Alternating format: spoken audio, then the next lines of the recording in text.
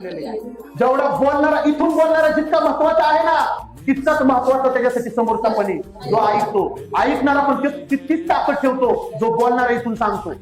Hallelujah. कधी कधी बोलणारा फसतो पण ऐकणारा फसत नाही. का? कारण नोहा म्हणतो परमेश्वर मला एकदा बोलतो पण मी दोनदा ऐकतो. म्हणून मी तुम्हाला सांगतो देव आपल्याशी एकदा बोलेल पण तुम्ही दोनदा ऐकणारे म्हणा.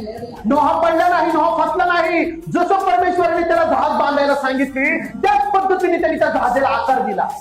हालेलुया. जर देव बोललेला आहे या जहाजाचा दरवाजा खालच्या बाजूला नाही वरच्या बाजूला पाहिजे तर वरच्याच बाजूला मी बांधल. मी कोणी देवाच्या विरोधात जाणारा. पण आज लोक आहेत ना देवाच्या विरोधामध्ये जातात. जो देवाच्या विरोधामध्ये पण देव माफ करतो पण माफी मागण्यासाठी कोण तयार नाही. क्षमा मागणे माझा देव तो आहे का? हालेलुया. दाविदाने खूप घाण पाप केलं आणि दाविदाला त्यांनी शिक्षा दिली. दाविदाने माफी मागितली.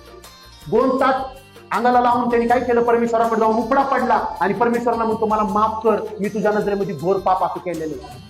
शिमशोनने देवाकडे जाऊन माफी मागितली. आपल्या परमेश्वराने शिमशोनला माफ केलं. आज तो परमेश्वर तुम्हाला आणि मला माफ करणार नाही. हालेलुया. मला असं वाटतं दाविदासारखं आपण तर कुणी पाप केलेलं नाही तरी पण दाविदाला परमेश्वर काय म्हणतो? तू माझ्या हृदयातला आहे. परमेश्वराला ते लोक खूप आवडतात. तुमच्याकडनं पाप झाले, कळत न कळत झालेले, तुम्हाला माहित नव्हतं येशू कोण आहे, मला माहित नव्हतं, पण माझं पाप येशूला ओळखल्यानंतर त्यांनी स्वतः त्याच्या रक्ताने ते शुद्ध केलेले.